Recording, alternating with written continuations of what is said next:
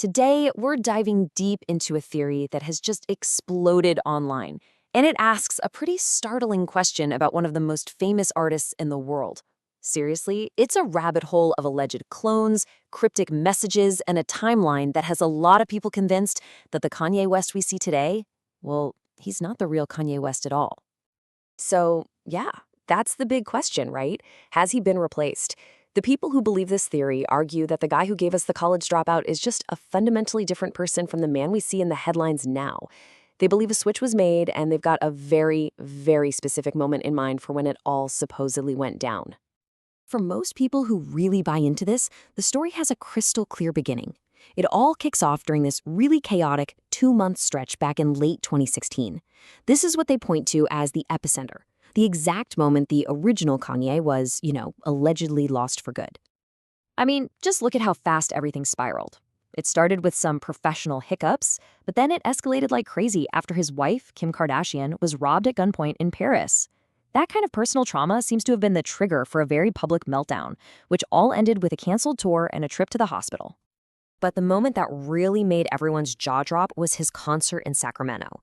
He showed up more than an hour late, did maybe a couple of songs, and then just launched into this bizarre rant.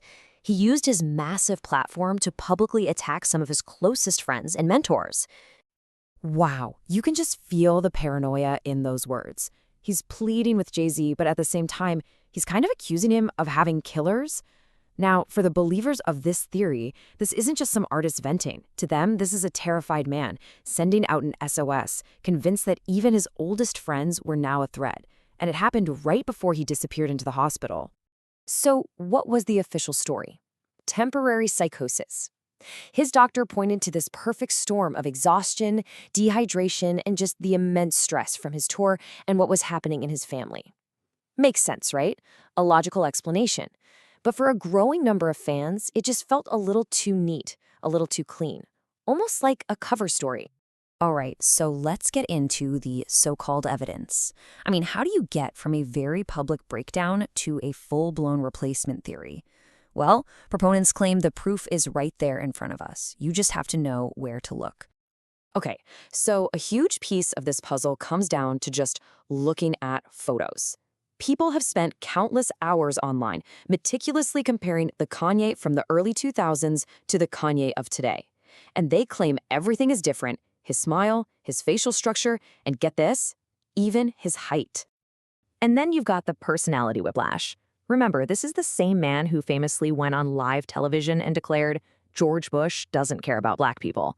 But after 2016, that politically charged artist seemed to completely vanish, and in his place was someone with a totally different worldview and what a lot of people described as a much colder, angrier vibe. Now, to be fair, Kanye himself did eventually offer a different reason for his behavior. In a 2018 interview, he admitted he'd gotten liposuction and then got hooked on the opioids they gave him for the pain.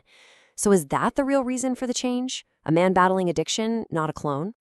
But hold on. What if 2016 wasn't the real turning point? There's this smaller but pretty vocal part of the community that argues the replacement happened way, way earlier. They point all the way back to a near-fatal accident right as his career was about to take off. Okay, let's rewind. Picture this.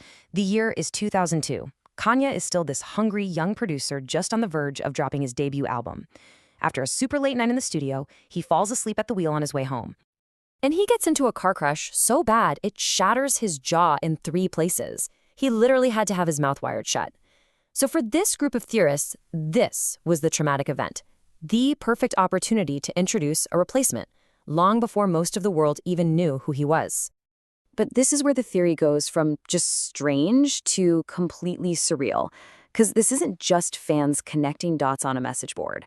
The biggest source of fuel for this entire fire is Kanye himself. He has made public statements that seem to lean right into the wildest parts of the conspiracy. I mean, seriously. During one of his Sunday service performances, he actually dropped this line while he was rapping, "Just watch how they cloned me." Was it just a provocative lyric? Or, as the believers would argue, was it a confession, hidden in plain sight? And he's also claimed over and over again that these powerful, unnamed forces are trying to control him or even silence him. The idea that his life was threatened just for having a political opinion, That fits perfectly with the theory that the original outspoken Kanye was removed because he was just too dangerous. And just when you think it can't get any weirder, it does. In 2024, reports came out that he was taking legal steps to store his DNA and trademark his likeness. The stated goal? To prevent unauthorized clones. So is this just some elaborate performance art, or is he genuinely afraid? Either way, it adds a whole new, bizarre layer to the story. So, we've looked at the 2016 breakdown, we've gone through the so-called evidence, and we've even heard Kanye's own cryptic words. And it leaves us in this tangled mess of fact, fiction, and just wild speculation. Let's try to untangle it a little bit. So, when you really boil it all down, the whole theory pretty much stands on these four pillars.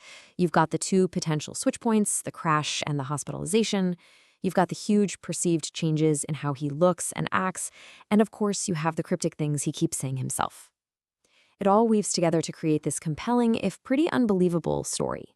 So what's the real story? A clone? A massive conspiracy? Or is it the far more complicated and maybe sadder reality of a brilliant artist grappling with fame, fortune, and mental health on the world's biggest stage?